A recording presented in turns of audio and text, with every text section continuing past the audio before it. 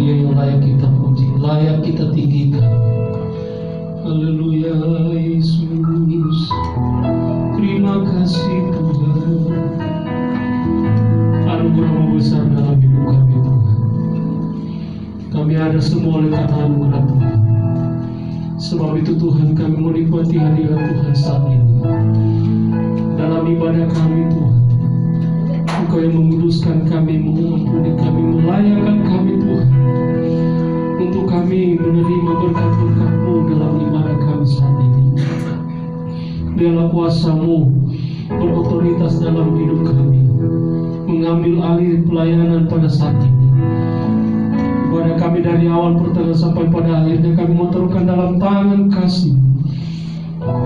Kuasa-Mu yang bekerja di tengah-tengah ibadah kami, mengurapi kami hamba-hamba-Mu yang dipercayakan untuk melayani saat ini. Urapan dari Roh Kudus mengurapi, mulai dari WN Singer, pemain musik, multimedia, hamba-Mu yang menyampaikan kebenaran firman-Mu. Kami percaya kami semua tinggal dalam urapan Allah. Roh Kudus-Mu berkarya di tengah-tengah ibadah kami. Dari awal pertengahan sampai pada akhirnya kami menikmati berkat-berkat Tuhan dalam ibadah ini.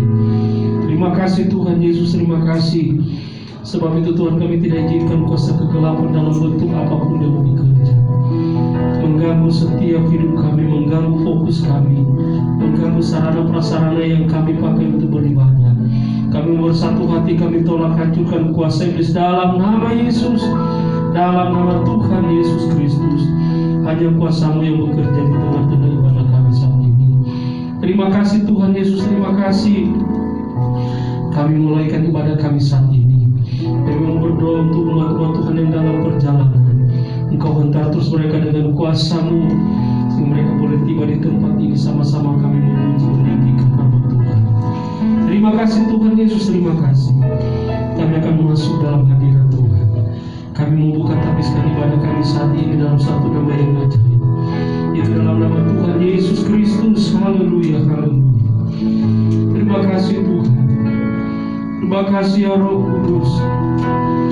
Hati kami penuh dengan pujian kepada-Mu Tuhan. Hati kami limpah dengan syukur Tuhan, kami datang kepada-Mu, meninggikan Engkau, mengagungkan Engkau dalam hidup kami. Sebab hanya Engkau Allah kami, Raja kami yang layak kami tinggikan hari ini. Terima kasih Tuhan, terima kasih. Terima kasih Yesus. Haleluya, puji Tuhan. Terima kasih Roh Kudus. Engkau penolong kami yang setia, Engkau penolong kami yang ajaib, yang tidak pernah mengecewakan setiap hidup kami. Tapi Engkau Allah yang setia dalam hidup kami Tuhan. Terima kasih, terima kasih Tuhan. Haleluya. Terima kasih Roh Kudus. Terima kasih Tuhan. Engkau yang selalu setia,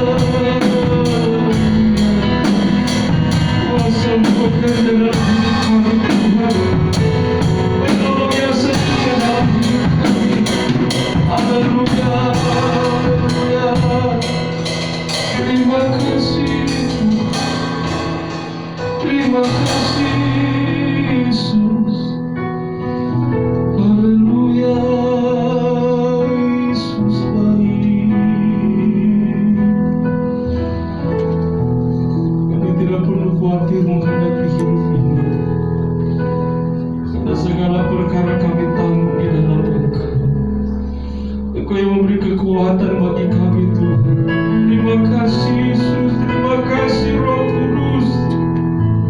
Haleluya, haleluya. Terima kasih Tuhan. Terima kasih Tuhan. Kami tetap percaya Engkau Allah yang setia dalam hidup kami. Kami tetap percaya Engkau tidak pernah tinggalkan kami.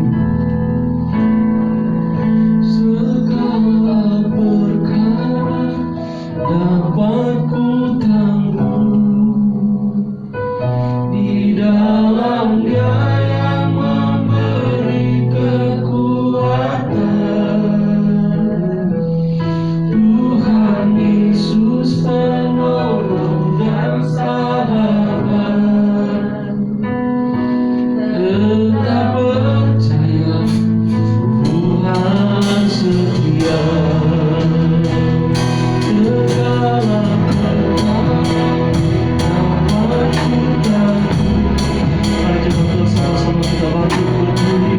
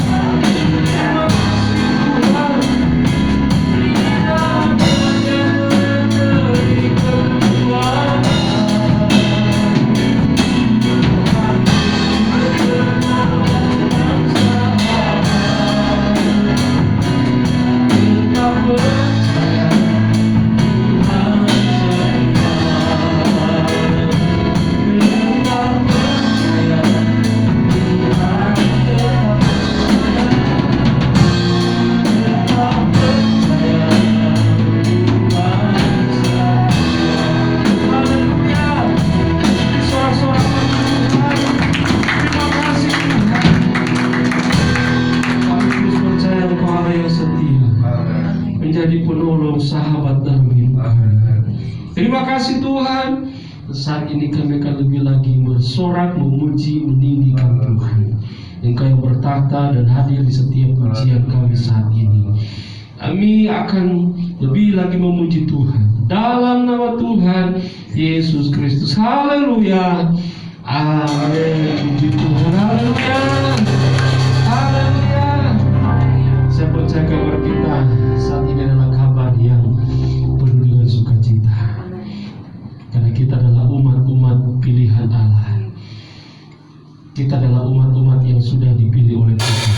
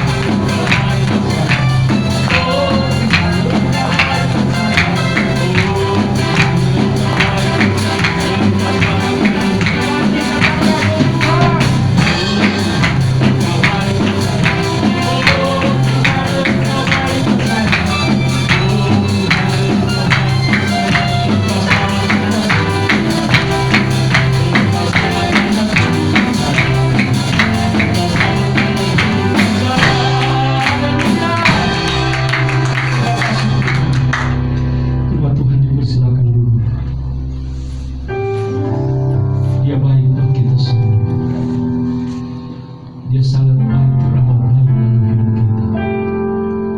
Dia menyelamatkan kita, Dia menyembuhkan kita, bahkan Dia memulihkan setiap hidup kita. Haleluya, haleluya. Terima kasih Tuhan untuk kebaikan. Terima kasih Tuhan, haleluya. Kami mau lebih lagi Tuhan untuk menikmati firman.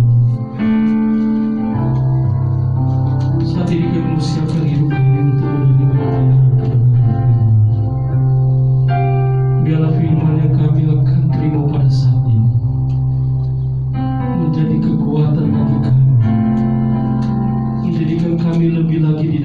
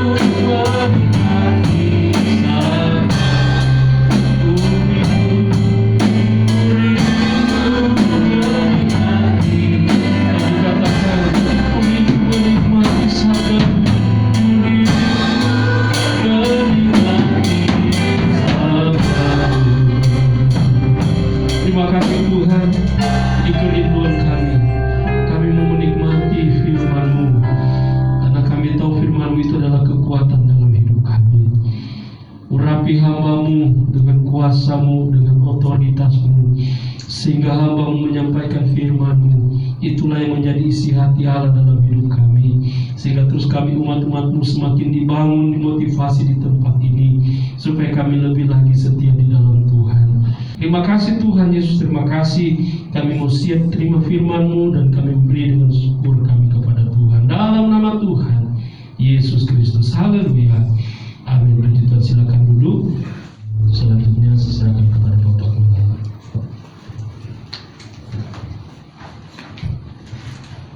Shalom semuanya. Shalom. Ya, puji Tuhan, saudara.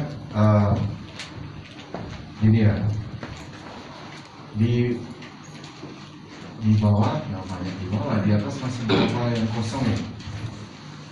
People, ini dulu sebentar. Jadi saya selesai ibadah pertama, berapa jemaat nanya-nanya soalnya ini. Oh, itu udah selesai kuliah ya. Oke, jadi setelah itu kamu bersaksi dulu deh, sedikit saja, supaya jangan jemaat yang lain kan dulu berangkat bersaksi. Nah, jadi jemaat tahu ke sana sekarang apa sudah selesai atau belum, di sana rajin ibadah atau gimana, akan gitu. Ya, sebelum saya sampaikan firman, yang lain mari, ayo yang di bawah masih ada beberapa kursi di atas, ayo naik ke atas ya. Ya mari. Itu oma-oma di bawah. Oh, oma-oma. Yang merasa bukan oma naik saja ya. Kalau oma-oma boleh. Iqbal silakan. Shalom semuanya. Saya sebenarnya nggak tahu harus bersaksi apa. Cuma disuruh saksi. Jadi sebenarnya aku lagi balik ke sini buat liburan. Dan kemarin kan awalnya mau balik, harusnya bisa balik setiap tahun harusnya. Cuman karena kondisinya COVID, jadi belum bisa balik. Baru kali ini bisa balik, baru dibuka bordernya kemarin. Jadi sekarang baru balik. Terakhir berangkat kan 2 tahun lalu ya, bulan Maret tepatnya. Mungkin ada beberapa jemaat yang juga baru nggak pernah ketemu aku juga nggak pernah ketemu. Salam kenal, nama aku People, aku anaknya Pak Pendeta sama Tante Ratna. Iya, jadi aku sekarang lagi lanjutkan kuliah aku di Korea. Puji Tuhan udah lewat 2 tahun, aman-aman aja. Dan juga di sana juga walaupun corona, puji Tuhan aku juga belum pernah kena sampai sekarang. Sekarang liburan, nanti akan balik ke sana 11 Agustus untuk lanjut studinya karena masih ada sisa 2 tahun lagi. Rencananya sih kalau bisa dapat kerja di sana ya mau kerja di sana. Jadi kalau dapat kerja di sana ya nggak balik lagi, nyampe nanti nggak tahu kapan nyampe dapat kesempatannya buat balik. Ya sekian. Oh iya, puji Tuhan aku di sana dapat gereja Kristen orang Indonesia juga. Kebetulan di Busan waktu itu nyari-nyari kan bingung nggak ada. Tadi awalnya tuh mau nyarinya gerejanya di ini, gereja Korea aja, soalnya nggak mau di gereja Indonesia, soalnya kan suka nggak jelas tuh, kadang nggak tahu mesti kayak gimana, pendeta gimana juga kan. Tapi kebetulan waktu itu emang ada kakak kelas yang ada gereja di sana juga. Aku datang, pas datang ketemu sama Pak Pendetanya, terus dimintain tolong buat pelayanan, langsung dimintain tolong buat pelayanan tuh. Awalnya bingung kan, tapi yaudah coba dulu.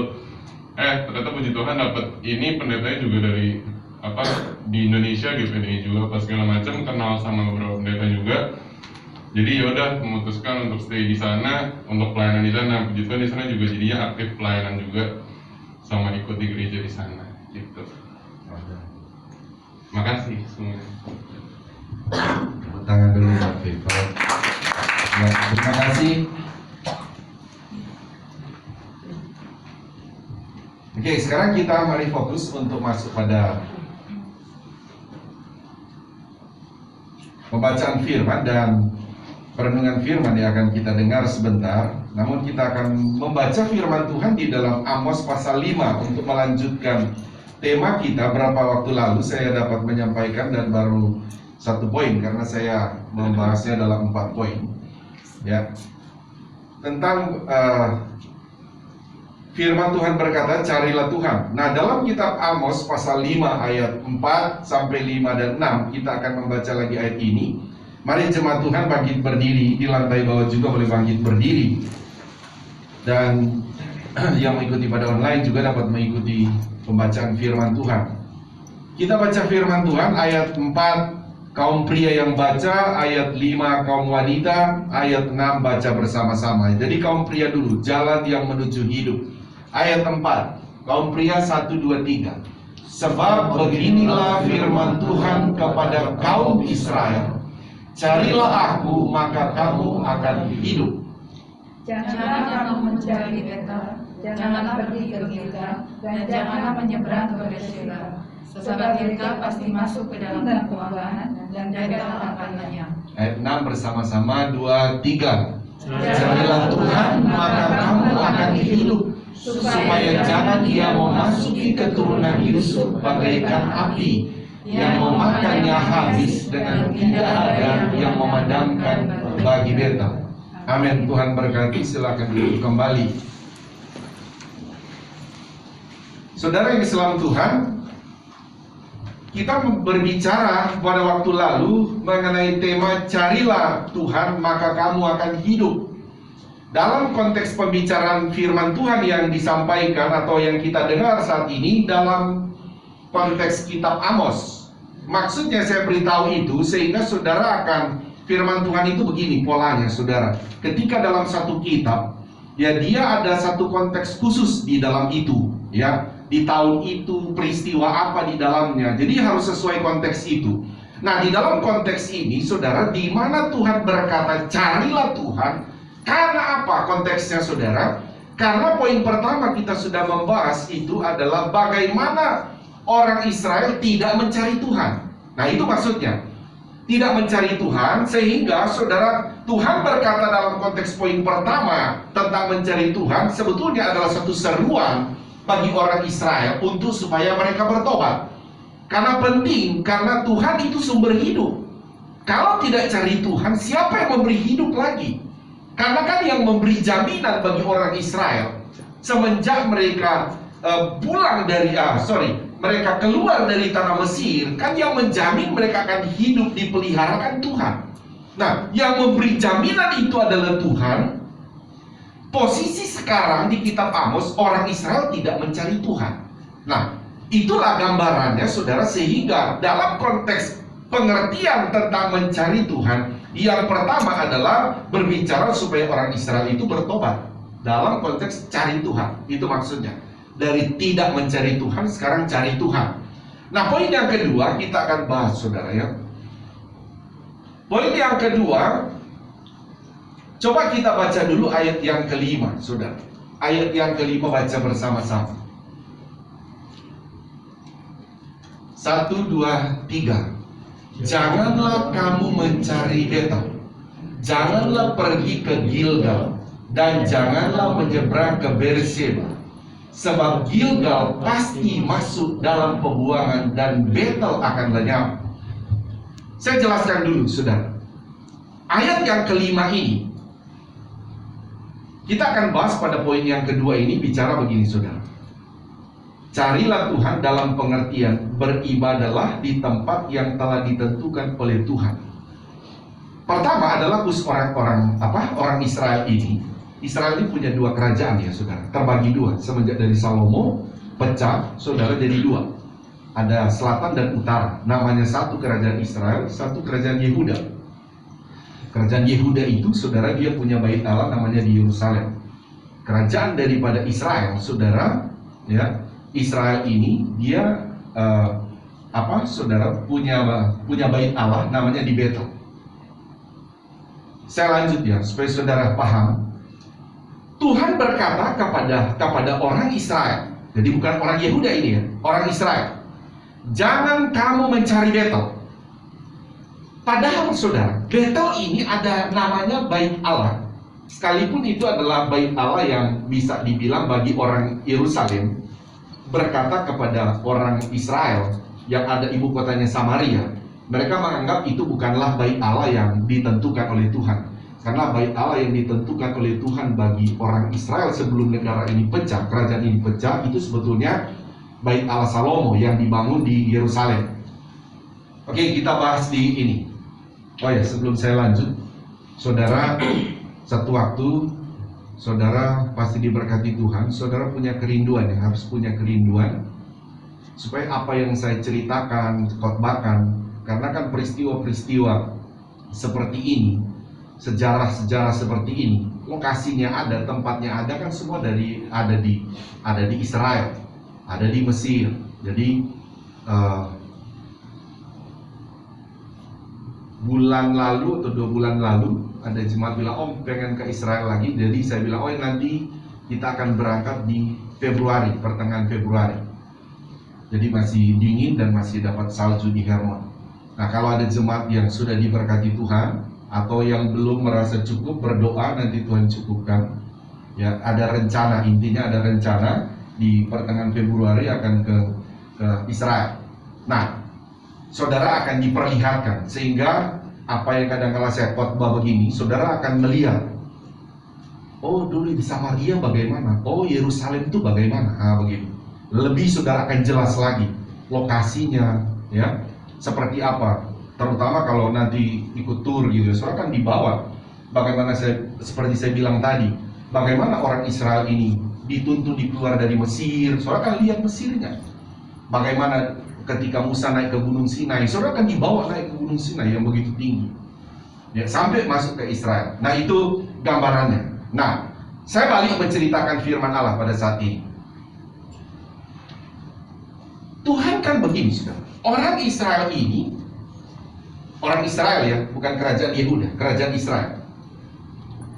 Orang Israel ini sebetulnya mereka itu Tuhan suruh ibadah di Betel. Betel itu di mana tempat saudara ada namanya bait Allah mereka.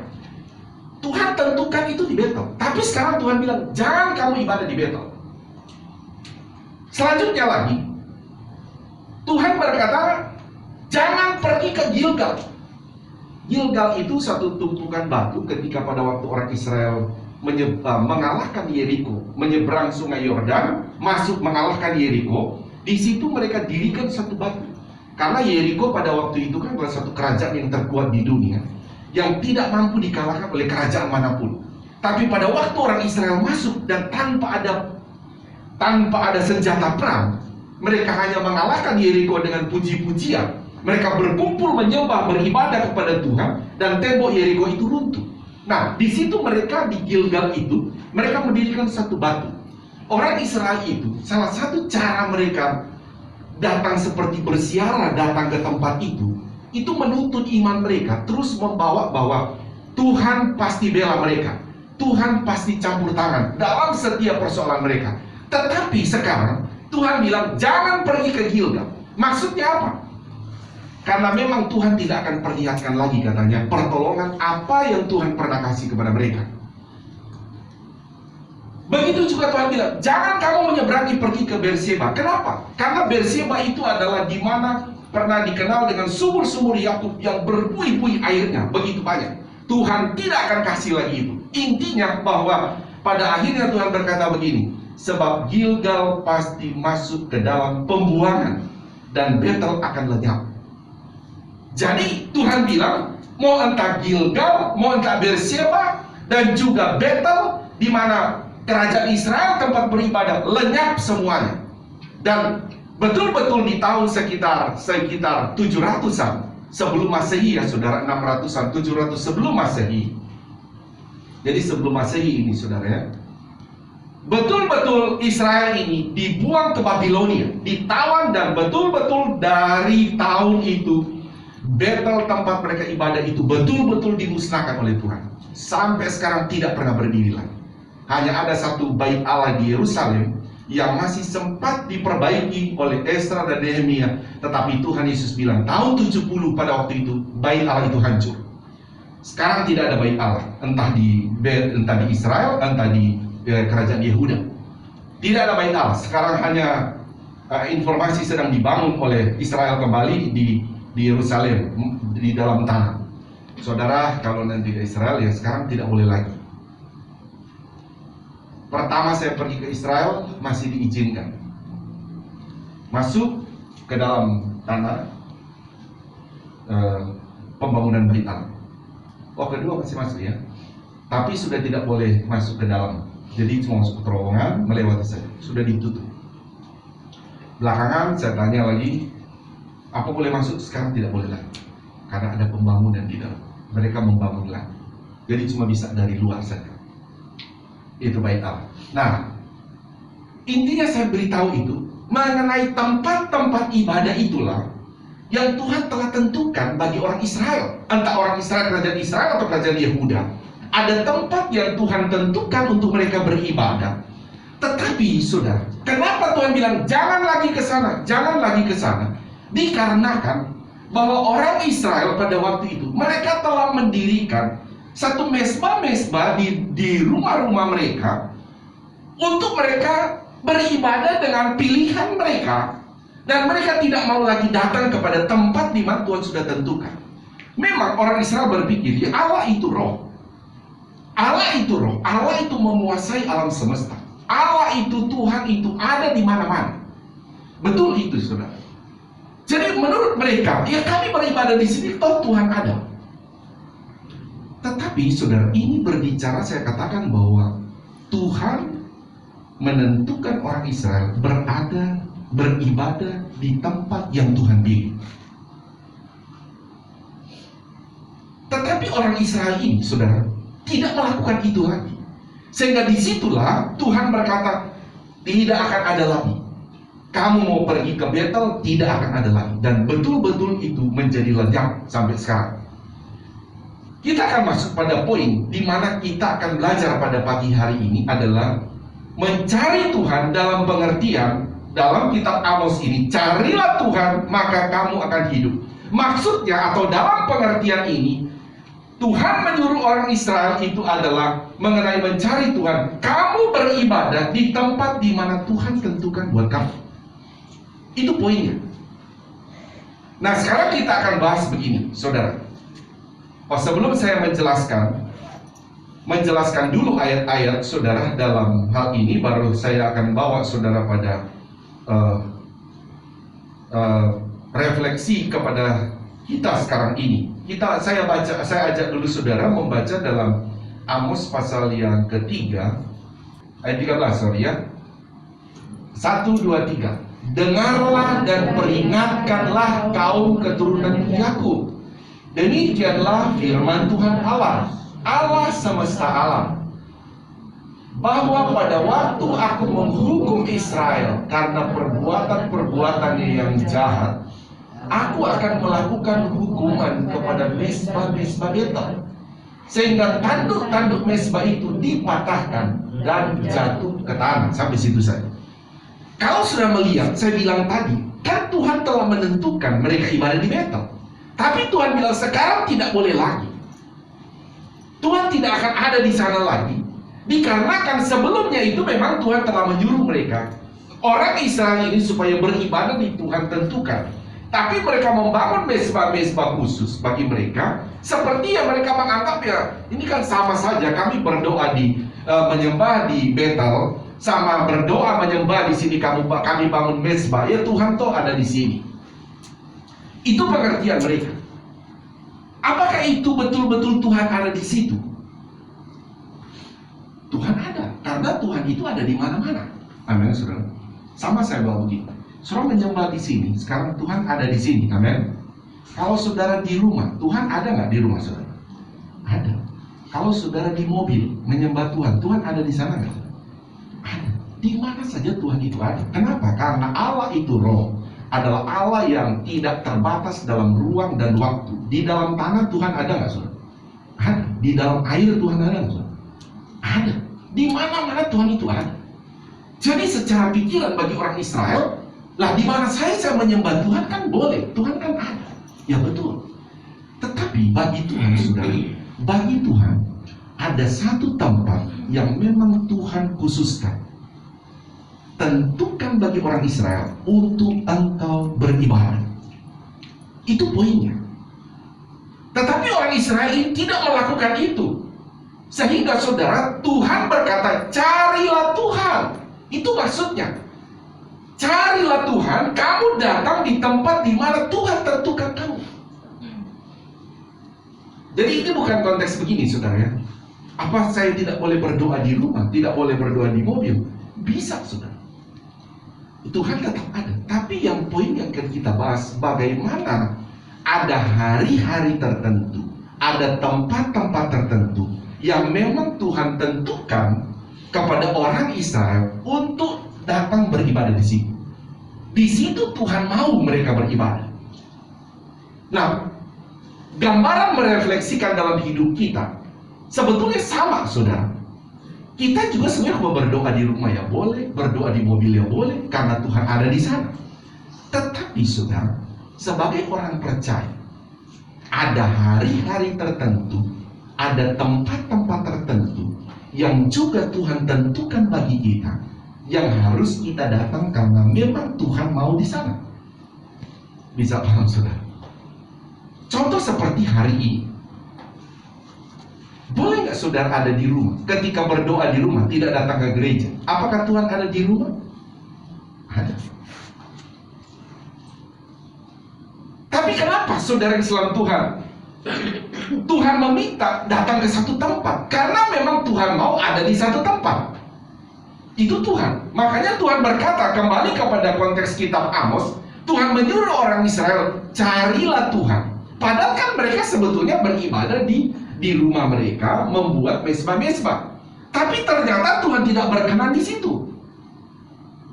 Tuhan bilang, aku tidak berkenan di situ. Aku harusnya berkenan kepada kamu Israel di Betel, kalau orang Yehuda ada di Yerusalem. Itu maksudnya Tuhan. Jadi Tuhan itu ada dalam pihak yang maha kuasa, bukan diatur oleh kehendak orang Israel. Tapi Tuhanlah ada pada posisi yang mengatur orang Israel. Kamu itu ibadahnya di tempat ditentukan, bukan kamu menentukan sendiri. Itu maksudnya Tuhan. Dan itu saudara, kenapa saudara? Sekarang adalah sampai saudara ada konsekuensi tertentu bagi orang-orang yang bahkan kalau kita membahas Israel tadi, konsekuensinya saudara bukan berarti Tuhan bilang, oh saya nanti tidak akan memperlihatkan diri kepada kamu ya. Bahkan konsekuensinya orang Israel ini betul-betul saudara hanya menyangkut ibadah itu. Sepertinya saudara dalam sebuah tanda kutip kan cuma ibadah itu datang. Toh kan saya panggil Tuhan. Tapi konsekuensi tempat yang ditentukan oleh Tuhan untuk orang Israel datang tapi tidak datang. Saudara kita baca di ayat 5 tadi, sampai Tuhan bilang apa saudara?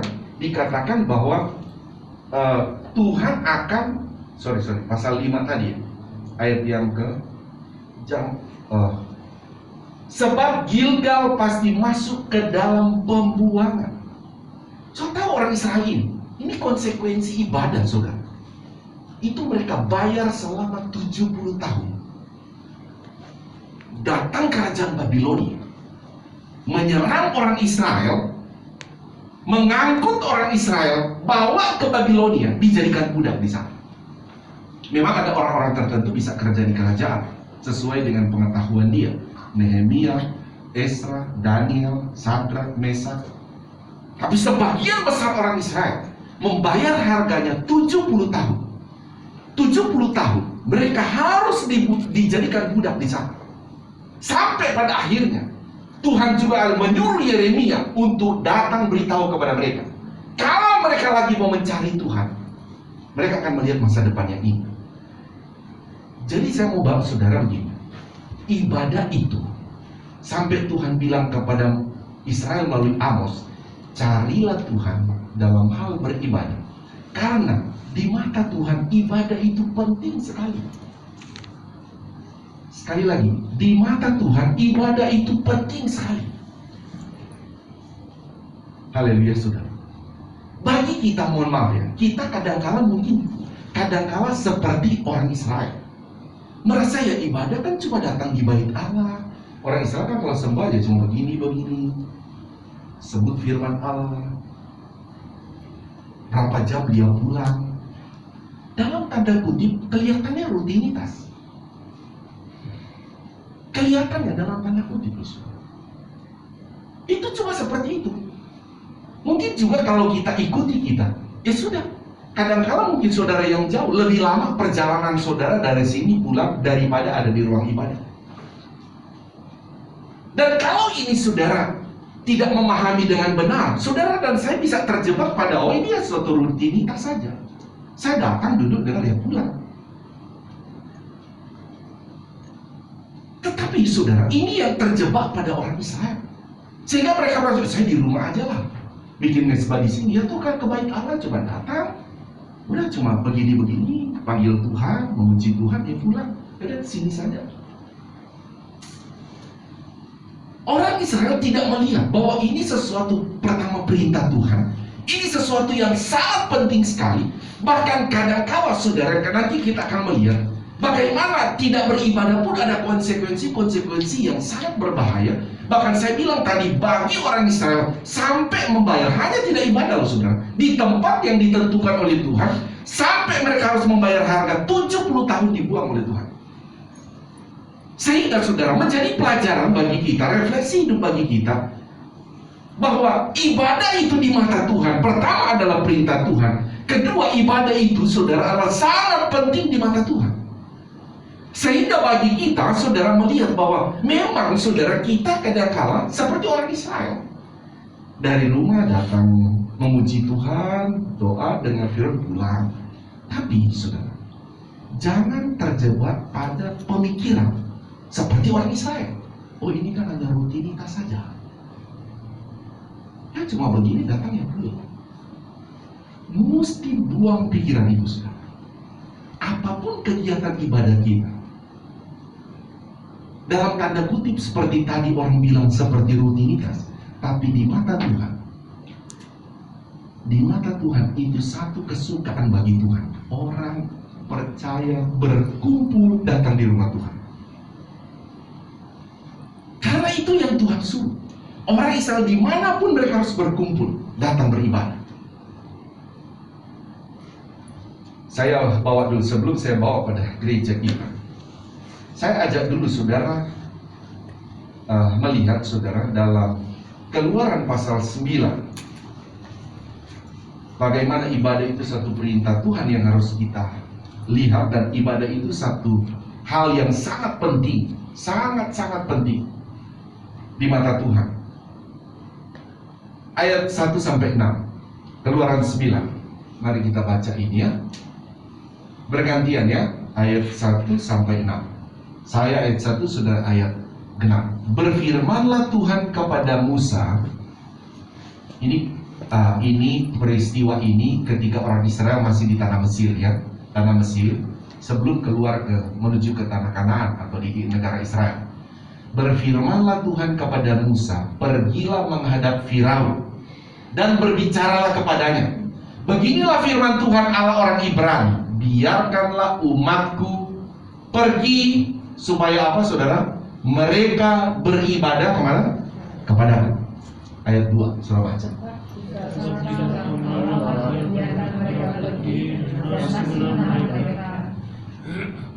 Ini konsekuensi. Sebab Tuhan bilang, sebab kalau kamu tidak kasih mereka beribadah, ini Firaun ya. Sebab kamu kalau tidak izinkan dia beribadah, ini konsekuensinya. Ayat 3. Maka ternakmu yang ada di padang, juga kuda, juga keledai. Ini zaman dulu saudara, bisnis utama zaman dulu itu ada dua, ternak dan pertanian. Keledai, unta, lembu, sapi, dan kambing domba akan kena tulah Tuhan, yakni kena penyakit sampar yang dahsyat. Dan Tuhan akan membuat perbedaan antara ternak orang Israel dan ternak orang Mesir, sehingga tidak ada yang akan mati seekor dari segala ternak orang Israel. Tahan dulu ayat 4 ya. Bahkan Tuhan bisa. Ternyata orang yang beribadah, orang Israel, Tuhan bilang pertama ada konsekuensi. Yang orang Israel konsekuensinya mereka beribadah, Tuhan akan berkati ternak mereka. Tapi orang Mesir Tuhan bilang Tuhan akan apa saudara? Sehingga tidak ada akan mati seekor pun dari ternak orang Israel. Tetapi orang Mesir punya apa saudara? Ada perbedaan, Tuhan akan menulahi. Kata ayat 3. Ayat 5 kita baca. Selanjutnya Tuhan menentukan waktunya, firman-Nya, besoklah Tuhan akan melakukan hal itu di negeri ini. Ayat 6. Dan Tuhan melakukan hal itu keesokan harinya. Segala ternak orang Mesir itu mati, tetapi dari ternak orang Israel tidak ada seekor pun yang mati.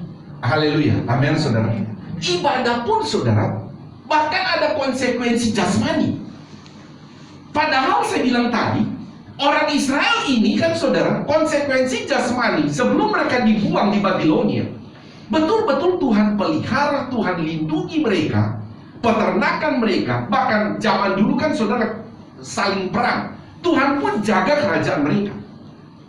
Tetapi saudara, orang Israel tidak mencari Tuhan lagi, di mana Tuhan sudah menentukan mereka ada di Betel. Tuhan sudah tunggu mereka seandainya hari Sabat mereka, hari Sabtu, hari ibadah mereka. Tuhan tunggu mereka di satu tempat untuk Tuhan menyatakan diri bagi mereka di Betel. Tapi mereka tidak datang. Bagi Tuhan itu sangat penting. Sampai kita kembali lagi, saudara. Orang Israel ini pun sampai Tuhan memberikan pernyataan, ada konsekuensi. Bukan cuma konsekuensi rohani, tapi konsekuensi jasmani pun Tuhan bilang. Tuhan akan adakan perbedaan. Orang Israel yang beribadah kepada Tuhan dan orang Mesir melalui pemerintahan Firaun pada waktu itu. Besok Tuhan bilang, supaya engkau bisa melihat betapa pentingnya ibadah itu. Karena ibadah itu Tuhan yang tentukan, ibadah itu perintah Tuhan, yang memulai ibadah itu juga Tuhan. Karena ibadah itu adalah tempat di mana sebetulnya umat Tuhan bertemu dengan Tuhan. Memang manusia ini kan kita cenderung jasmani. Mohon maaf ya saudara, kadangkala rasa-rasanya dalam tanda kutip, mohon maaf ya, saudara bisa saja seperti begini, orang cuma bisa lebih takut melihat pendeta bicara daripada Tuhan. Karena kita manusia, cuma ingin dia kelihatan. Padahal Tuhan itu, sekalipun dia adalah pribadi roh, dia itu ada. Hanya tidak kelihatan, hanya bisa lihat dengan iman. Itu yang membuat orang Israel ini merasa Allah nggak kelihatan kok itu. Mereka bisa lebih takut imam besar. Karena sekali imam besar bicara, itu bisa hukuman bisa datang bagi mereka. Sehingga mereka rasanya tidak takut kepada Tuhan. Tuhan sudah pakai nabi-nabinya berbicara kepada umatnya supaya mereka datang beribadah di tempat yang Tuhan tentukan. Mereka tidak mau dengar.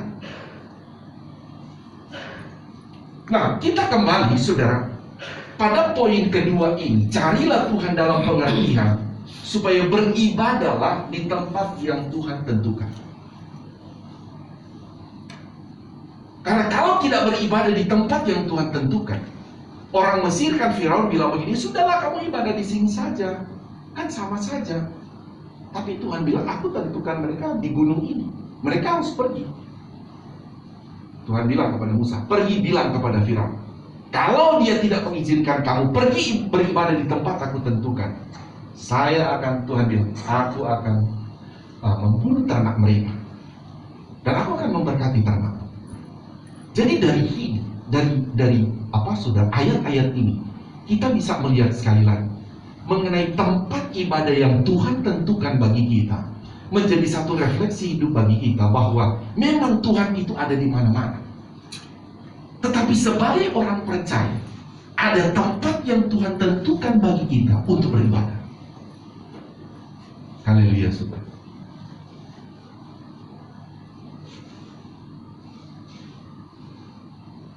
Seperti hari Minggu begini, ini kan satu hari yang Tuhan memang tentukan bagi orang percaya. Untuk kita harus beribadah, datang ke rumah Tuhan. Ya, kecuali dalam tanda kutip saudara sedang sakit, memang tidak bisa. Apalagi kalau dalam posisi sekarang sedang kena corona, dia memang tidak boleh datang. Saudara bisa mengikuti fasilitas online. Tapi kalau tidak, saudara, kita harus menyadari, kita sebagai orang percaya, kita kan sudah jadi orang percaya Yesus, sudah dapat anugerah keselamatan dari Tuhan. Selanjutnya kita seperti orang Israel tadi, ada tempat yang Tuhan tentukan bagi orang Israel. Ada tempat khusus bagi mereka harus datang. Nah, kita pun demikian saudara. Bahkan kita kalau bicara di tempat ini, kita punya hari-hari. Secara umum ya hari Minggu kita beribadah. Bahkan di tengah minggu kita punya jam-jam khusus. hari dan jam khusus, ada waktu-waktu kita untuk berkumpul. Ada hari Rabu untuk konser, ada hari Jumat pria, wanita, ada YMB hari Sabtu, ada juga apa ini? Dewasa muda ya, sekolah minggu.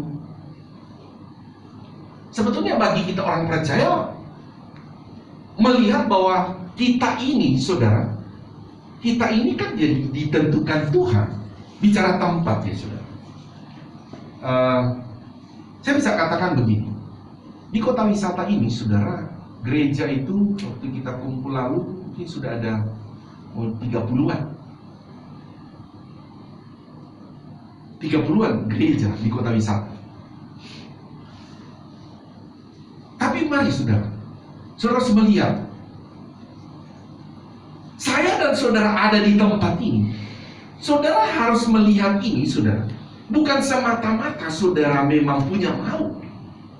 Saudara bahkan coba saudara mundur merenung, kenapa bisa saya memilih ibadah di tempat ini. Saudara harus melihat bahwa memang Tuhan menentukan saudara di tempat ini, dan termasuk saya.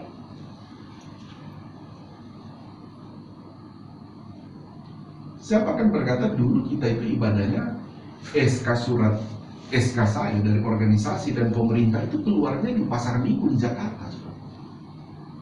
Tapi dengan banyak cara kita tinggal di kota wisata, ada pelayanan, sehingga saya berkata kepada gembala pembimbing saya almarhum Om Michael Kairupan di Kelapa Gading pada waktu itu, sehingga dia berkata, kamu tuh Tuhan sudah tentukan di kota wisata, kamu harus ambil ke sana, jangan sampai salah kamu. Saya juga takut. Tapi ada jemaat-jemaat di sana bagaimana ya Om? Ya kalau memang Tuhan tentukan ya pasti mereka ke sana. Karena Tuhan sudah tentukan. Saya mesti berdoa dan akhirnya keputusannya, ya benar di sini. Saya mesti dengar-dengaran kepada Tuhan. Jadi poinnya begini, saudara. Kalau kita melihat tadi orang Israel, bahwa ada persoalan utama adalah tentang tempat yang Tuhan tentukan. Saudara jemaat Tuhan di tempat ini, saudara ada yang dari Bogor, dari Jakarta, wah jauh-jauh, Jongkol, banyaklah saudara. Tapi saudara semua lihat, nah kenapa saudara harus datang ibadah? Dan kenapa roh saya, saudara dan saya tetap mesti datang? Di lingkungan di sana kan pasti ada. Tapi kenapa Tuhan tidak taruh di sana? Ya memang Tuhan itu saudara, memang Dia mengatur semuanya. Dia mengatur semuanya, bahkan tempat satu kita orang percaya. Ya kalau saudara sudah ditempatin, ya Tuhan sudah menentukannya begitu. Haleluya, saudara. Maka saya bilang tadi, kalau saudara mau mundur, pikir-pikir, kenapa saya datang di sini? Kenapa saya ikut ibadah di sini? Nah, di sana ada gereja bisa lebih besar. Tapi bukan itu persoalan. Bukan jaraknya, tempat kecilnya atau besarnya. Tapi kita harus kembali bahwa memang Tuhan sudah tentukan kita di sini. Haleluya. Itu yang perlu dilihat.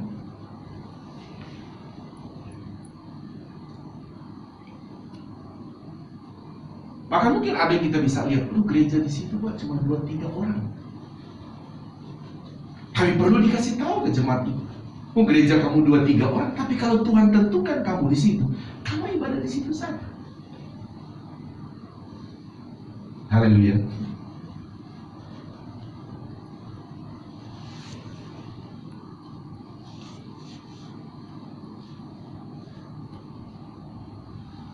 Dan kita kembali pada poin pembahasan kita. Carilah Tuhan. Karena setiap orang itu Tuhan telah menentukan. Ketika orang percaya, Tuhan tidak membiarkan dia. Tuhan yang menjangkau dia, Tuhan yang membuat dia percaya. Tuhan tidak biarkan begitu. Sebab Tuhan sudah menentukan selanjutnya, kamu bertumbuh di sini, kamu ibadah di sini. Kan begitu. Seperti saudara. Saya minta ayat lagi, saudara, di dalam Keluaran lagi. pindah ke Keluaran 12. Keluaran 12 ayat 25 sampai 28. Mari kita baca bersama-sama. 1, 2, 3. Dan apabila kamu tiba di negeri yang akan diberikan Tuhan kepadamu, stop dulu ya, supaya saudara punya imajinasi pemikiran. Ini ya, Alkitab ini itu sejarah ya saudara. Jadi lokasinya ada. Jadi dari Mesir, dan apabila kamu tiba di tempat, maksudnya di Kanaan, ya di negara Israel sekarang, diberikan Tuhan kepadamu seperti yang difirmankannya, maka kamu harus pelihara ibadah itu. Lo bisa bayangkan, semenjak Tuhan bicara kepada orang Israel dan kepada Firaun, dan akhirnya Tuhan bela orang Israel. Setelah mereka keluar dari tanah Mesir, Tuhan bilang kepada orang Israel, setelah kamu masuk ke sana, pelihara ibadah itu. Jadi kalau kita melihat ini, begitu penting sekali di mata Tuhan beribadah. Haleluya. Itu sangat penting di mata Tuhan.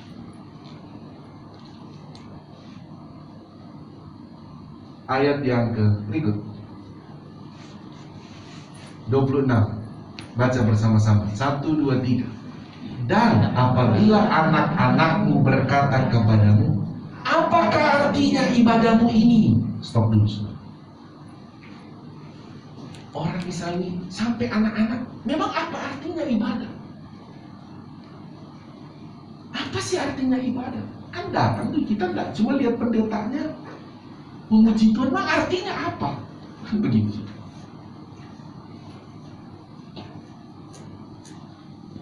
Makanya anak-anak itu mesti dibawa, harus sudah.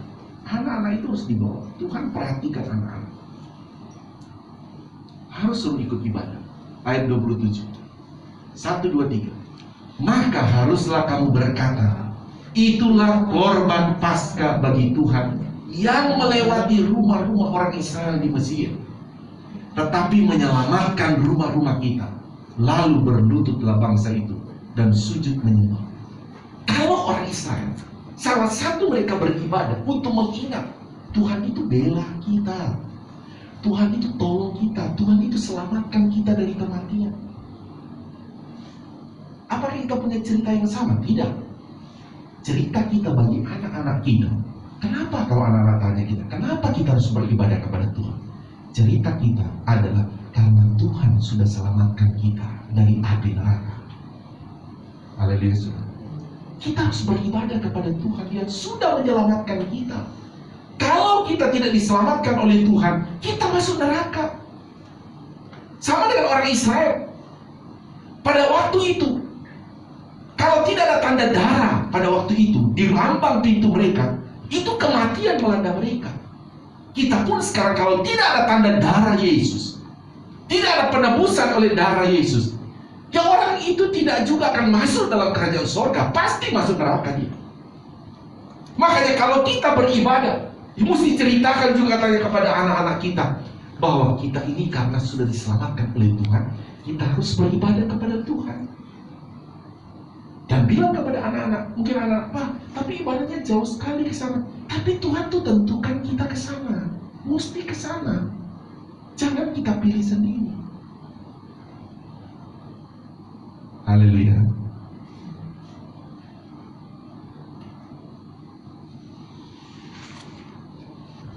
Kita pindah saja ke Ulangan 10 ayat 12. Ulangan 10 ayat 12 ya. Sorry ya.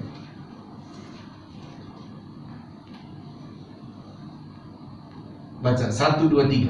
Maka sekarang hai orang Israel, apakah yang dimintakan daripadamu oleh Tuhan Allahmu, selain dari takut akan Tuhan Allahmu, hidup menurut segala jalan yang ditunjukkannya, mengasihi Dia, beribadah kepada Tuhan Allahmu dengan segenap hatimu dan dengan segenap jiwa. Salah satu pesan Tuhan.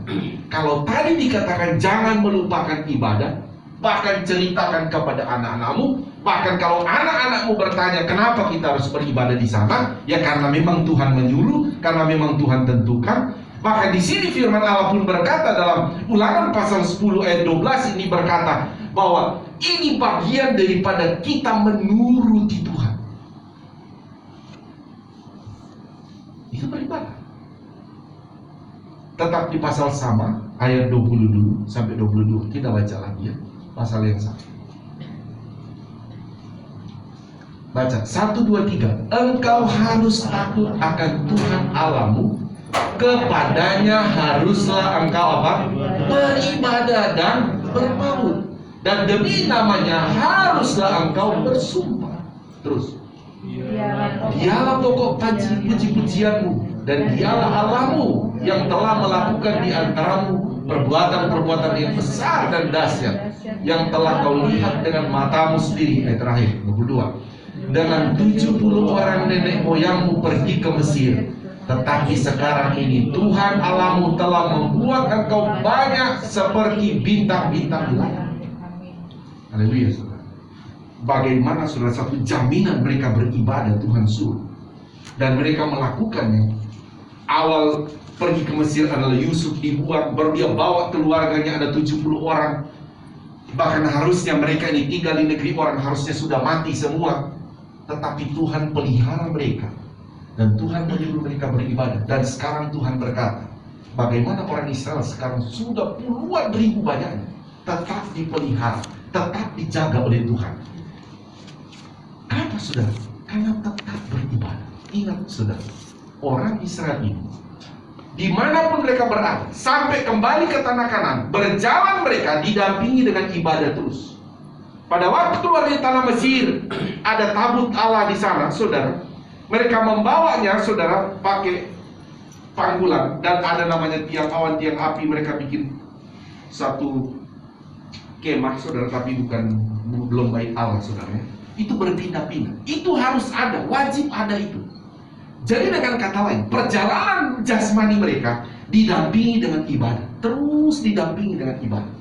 Dan Tuhan bilang itu pelihara. Saudara, perjalanan hidup kita sekarang berjalan, kita beraktivitas, tapi ibadah harus ada.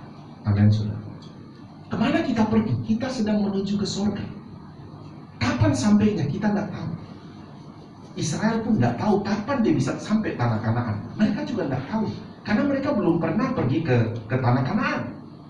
Karena mereka semua lahir di tanah Mesir. Yusuf pun dulu sudah mati. Mereka tidak tahu di mana, kapan sampainya tidak tahu. Tapi Tuhan suruh pelihara itu ibadah. Kamu berjalan dan pelihara itu ibadah. Kita pun sekarang saudara, Tuhan pelihara ibadah kita. Maksudnya Tuhan suruh kita pelihara ibadah kita. Haleluya, saudara. Tuhan sudah tentukan kita di sini. Ya, kita pelihara ibadah ini, dan kita menjaga ibadah kita. Jangan sampai terjebak kembali kepada kitab Amos. Mereka merasa, ya datang di bait Allah ya sama saja, satu rutinitas. Memang itu manusiawi, terjadi. Kita datang ibadah cuma berapa jam, ya pulang. Tapi jaga hati kita, jangan sampai terjebak seperti orang Israel melihat ini sebuah rutinitas. Karena di mata Tuhan itu bukan rutinitas. Di mata Tuhan orang beribadah datang bertemu dengan Tuhan. Haleluya, saudara. Itu ibadah. Sekali lagi, saudara, saya akan mengakhiri ini, saudara, dalam satu ayat. Saya akan akhiri, saudara, dalam 1 Timotius pasal 4 ayat 7 sampai 8. 1 Timotius pasal 4 ayat 7 sampai 8. Kita baca bersama-sama ya. 1, 2, 3. Tetapi jauhilah takhayul dan dongeng nenek tua. Larilah dirimu beribadah. Latihan badani terbatas gunanya, tetapi ibadah itu berguna dalam segala hal. Karena apa? Mengandung janji, baik untuk hidup ini sekarang maupun untuk hidup yang akan datang. Hidup akan datang di mana? Di surga. Haleluya, saudara. Ibadah itu memberi jaminan untuk sekarang kamu hidup di bumi, mendampingi kita dalam berumah tangga, dalam beraktivitas. Tapi itu juga, saudara, ibadah itu juga mengandung janji untuk hidup di surga nanti. Jadi kembali melihat betapa penting ibadah itu. Amin. Sehingga Tuhan berkata kepada orang Israel, carilah Tuhan supaya kamu hidup. Dengan cara beribadah yang kepada tempat yang Tuhan sudah tentukan buat kita. Bagi saudara mungkin sudah lama di sini, sudah mungkin pasti, oh iya Tuhan sudah taruh saya di tempat ini. Beribadahlah dengan sungguh, jaga hati. Bagi saudara mungkin yang baru, saudara boleh bertanya kepada Tuhan, Tuhan, saya ada di tempat ini, apakah saudara ketemu sendiri atau apa? Tanya Tuhan, apakah Tuhan sudah tentukan saya di sini, supaya saya terus beribadah kepada Tuhan. Haleluya, saudara. Karena ibadah itu mengandung janji, bukan saja hanya ada di waktu kita di bumi, tetapi apa yang kita lakukan sekarang itu mengandung janji untuk surga yang akan. Carilah Tuhan. Haleluya, saudara. Carilah Tuhan dalam beribadah. Dan sekali lagi jemaat Tuhan, jangan kita terjebak seperti orang Israel dalam konteks kitab Amos tadi, merasa bahwa oh itu hanya biasa-biasa saja. Tapi sekali lagi di mata Tuhan, orang beribadah bukan biasa-biasa. Di mata Tuhan itu satu kesukaan bagi Tuhan. Bolehkah kita berdoa di rumah? Boleh. Bolehkah kita berdoa di mobil? Boleh. Tetapi ada satu hari, ada satu tempat, ada tempat khusus yang Tuhan mau secara bersama-sama kita ada di dalam tempat ibadah. Suku yang berbeda, umur yang berbeda, warna kulit yang berbeda, bahasa yang berbeda. Tuhan ingin semua yang berbeda-beda ini ada satu hari bertemu dengan Tuhan bersama-sama. Haleluya, saudara. Dalam hal beribadah. Disinilah saudara, ketika orang beribadah, semua kita jadi sama. Tidak ada yang tinggi, tidak ada yang rendah. Mau pangkat apapun, ketika dalam rumah Tuhan semua hilang, hanya Tuhan yang tinggi. Amin, saudara. Semua kita di sini, makanya Tuhan senang. Dan memang Tuhan perintahkan itu, beribadah di tempat yang Tuhan tentukan. Puji nama Tuhan. Biarlah firman Tuhan dalam pengertian yang kedua mengenai mencari Tuhan dalam hal beribadah, saudara dapat pengertian dalam hal ini. Dan kalau Tuhan sudah menentukan kita beribadah di gereja ini, mari kita beribadah terus sungguh-sungguh. Kadang-kala mungkin saudara rasa jenuh atau apapun, lawan terus itu, bilang Tuhan sudah tentukan saya beribadah di sini. Amin. Tuhan Yesus memberkati kita. Nanti kita akan masuk pada poin yang ketiga berikutnya, ya. Pengertian yang ketiga. Mari jemaat Tuhan bangkit berdiri, kita akan langsung berdoa sebentar karena akan langsung lagi pada ibadah sekolah minggu, ya. Jam 11 kita berdoa. Bapa di sorga, di dalam nama Tuhan Yesus Kristus, kami bersyukur kepadamu ya Tuhan, karena Engkau telah menyelamatkan kami, dan Engkau juga sudah memilih kami ya Tuhan untuk ada di dalam keluarga-Mu. Khususnya Engkau menaruh kami di tempat ini. Kami bersyukur ya Tuhan, kami boleh beribadah saat ini. Ada jemaat-jemaat-Mu yang lain, mereka tidak bisa datang beribadah karena ada gangguan-gangguan kesehatan bagi mereka. Doa kami bersama sebagai jemaat-Mu, Tuhan sembuhkan, pulihkan mereka, supaya pada hari-hari yang akan datang mereka boleh datang beribadah bersama-sama dengan kami. Terima kasih Bapa, hamba berdoa kepadamu ya Tuhan, kepada jemaat yang hadir pada saat ini, akan yang mengikuti ibadah online.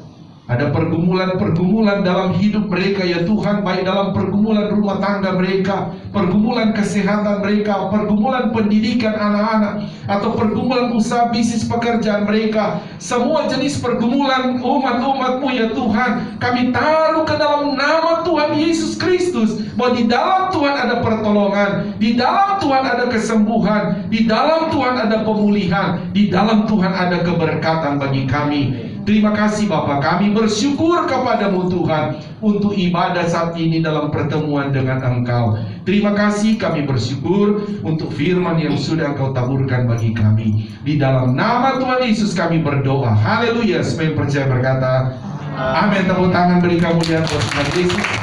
Tuhan memberkati kita. Silakan duduk kembali. Saya serahkan kepada yang bertugas.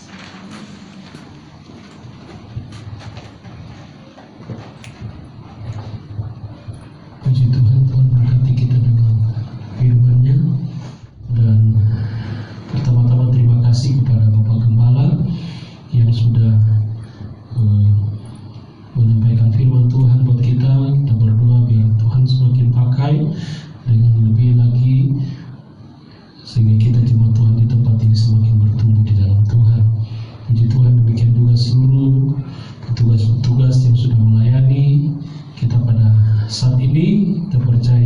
semua kita diberkati Tuhan, bahkan kehadiran kita jemaat Tuhan semuanya diberkati oleh Tuhan. Puji Tuhan. Dan bagi jemaat yang masih melakukan persembahan transfer, bisa ditransfer ke BCA 128-145-5872 atas nama Dedi Chandra Dinata. Dan untuk persembahan pembangunan kemudian rukun kedua dapat ditransfer ke rekening BCA Digital 000937261639 dengan kode bank 501 atas nama Aditya Smira. Persembahan persebulan dapat ditransfer ke rekening BCA 7400516574 atas nama yang Cemanore Balas Sidang. Dan bagi jemaat yang sudah mentransfer persembahan persepuluhan dapat menghubungi Bapak atau Ibu Gembala untuk didoakan. Dan persembahan sekolah minggu dapat ditransfer ke rekening BCA 572542637 atas nama Ibu Ida Agustin Supriyatna. Dan untuk kegiatan kita sepanjang minggu ini, hari Senin doa puasa mingguan kita GPD Kota Wisata setiap Senin, dan ibadah komsel ini di rumah keluarga Ibu Meske di Kampung Cohak hari Rabu jam 7:30 sore malam. Ibadah gabungan Pelprip dan WSP di gereja jam 7:30 malam. Doa pagi di gereja setiap hari Sabtu jam 7 sampai jam 8, dan sorenya ibadah pemuda dan remaja atau IMB di gereja setiap hari Sabtu pukul 18.15 atau jam 6.15 sore. Kembali ibadah minggu, ibadah pertama jam 7 di gereja, kedua jam 9 di gereja, dan ibadah anak-anak jam 11 di gereja dan live Zoom, dan ibadah keempat jam 5 sore di gereja disertai dengan online. Puji Tuhan, itu saja pengumumannya. Mungkin ada tambahan dari Bapak Ibu Gembala. Sudah tidak ada, kita akan mengakhiri. Sama-sama kita bangkit berdiri dan dalam kasih Kristus saya serahkan kepada Bapak Gembala. Mari kita berdoa. Bersama dengan jemaat-Mu ya Tuhan, kami datang bersyukur, kami datang berterima kasih buat anugerah-Mu telah menjadi bagian kami sehingga kami boleh beribadah bersama-sama di tempat ini. Kami juga berdoa bersama ya Tuhan, berkatilah pemerintah kami dari pusat sampai daerah, TNI, Polri, DPR, MPR, semua Tuhan berkati. Para tim medis pun Tuhan memberkati mereka. Dan apapun ya Tuhan menjadi pergumulan negara kami ini, Tuhan kami taruh ke dalam tangan Tuhan. Tuhan yang menolong, terlebih ya Tuhan, banyak jiwa diselamatkan di negara Indonesia ini. Terima kasih Bapa, sepanjang minggu ini kami jemaat-Mu kembali akan beraktivitas. Tuhan, aktivitas apapun kami jemaat-Mu, Tuhan kami taruh ke dalam tangan Tuhan, sehingga semua aktivitas yang akan kami lakukan, semua aktivitas yang akan kami kerjakan, kami percaya Tuhan yang buat berhasil, Tuhan yang buat beruntung. Terima kasih, kami bersyukur kepada-Mu Tuhan Yesus Kristus. Di akhir ibadah ini kami mohon kepada-Mu untuk memberkati kami sebelum kami tinggalkan tempat ini. Mari jemaat Tuhan angkat kedua belah tangan kita. Ini kami anak-anak-Mu ya Bapa di sorga, mengangkat tangan kami kepada-Mu adalah terus pengakuan iman kami bahwa keselamatan hanya ada di dalam nama Tuhan Yesus Kristus.